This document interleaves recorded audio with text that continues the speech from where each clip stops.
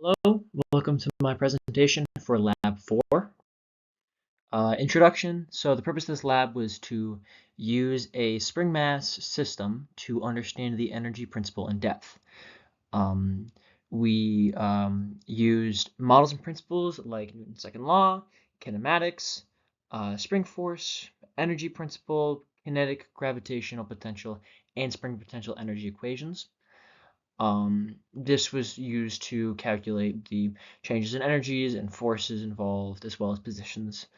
As for the preview, so the change in total energy is 0, and the energy transfer between gravitational potential, spring potential, and kinetic energies adds up to be 0.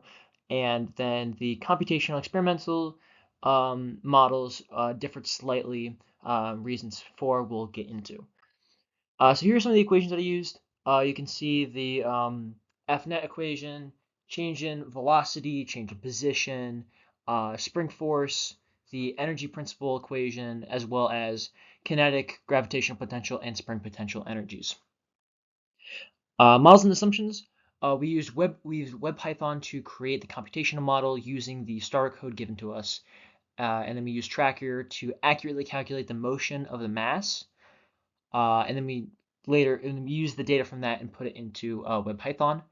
And we also assumed that there was no air resistance and that other celestial bodies' gravitational forces were negligible. As for the system and surroundings, the mass, the spring, and the Earth was the system, and the surroundings were just generally completely ignored. So here's the initial conditions. You can see that the mass of the ball is listed there, and then you also have the initial position and the initial velocity. And the initial velocity was gotten from the second point minus the first point divided by the time step. And there you can also see the time step of 1 over 210. And as for the details of the experiment, we used a video of a spring mass system and tracked each point along a set of time. And using that, we were able to obtain the data for the both position in the x direction and y direction. And then we put this code into we put this data into Excel, put it onto a CSV file, and then after running the code, we could input this data into it and output a diagram like the one on the right. So as for the details of the code, a lot went into the calculating all of the energies and all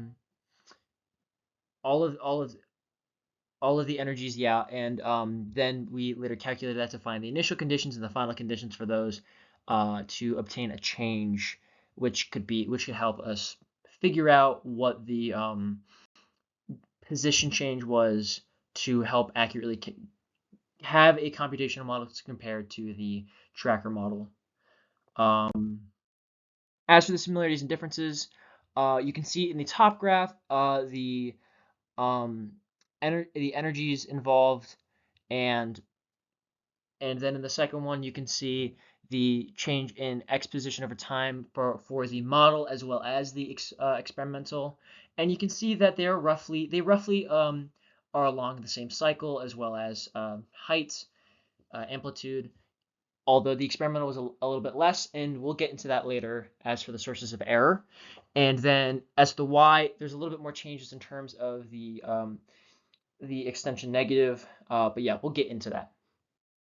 So as for the sources of error, there was error in Tracker. Accurately choosing the same spot on the mass was difficult, and there was also inaccuracies in calibration. Any drag forces in the actual video most likely made the amplitudes less, and there was also no account of thermal energy either. And as for the additional questions, yes, the energy principle was satisfied because the change in total energy remained 0 throughout the whole experiment. And as for the second question, our x average oscillation period was around 1.614 seconds, while the y was 1.5 0.19 seconds.